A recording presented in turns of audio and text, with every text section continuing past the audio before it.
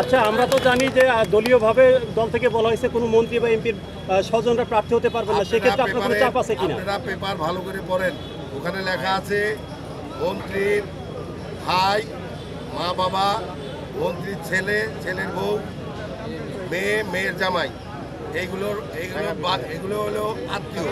Chairman পদপ্রার্থী, আমার মার্কা হোন্ডা মোটরসাইকেল। আমি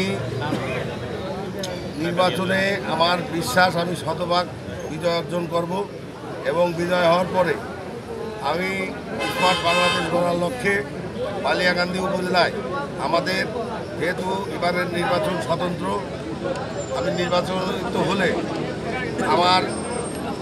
আমি দল করি, দলের নেতাদের সাথে আলাপ আলোচনা করে আমি বালিয়াকান্দি যাতে উন্নতি করা যায় সেই ব্যবস্থা অবশ্যই করব। আপনার প্রচার প্রচারণায় কেমন সাড়া পাচ্ছেন? আমি শতভাগ সাড়া পাচ্ছি। আমি অলরেডি 7 ইউনিয়নে ঘুরেছি। আমি গত নির্বাচনে অংশগ্রহণ করছিলাম। আমি কাঙ্ক্ষিত জয় পেয়েও আমি চেয়ারে বসতে পারিনি অদৃশ্য কারণে। তবে সেই কারণে বা থাকবে না ইনশাল্লাহ, যেহেতু জননেত্রী শেখ হাসিনা এবার স্বতন্ত্র প্রতীক ছাড়া নির্বাচন দিছে, নৌকা নাই। এবার আমার ভোট গতবার চেয়েও আমি ডবল ভোট পাবো এই আশা রাখি এবং জনগণ আমার সেভাবেই সাড়া দিচ্ছে।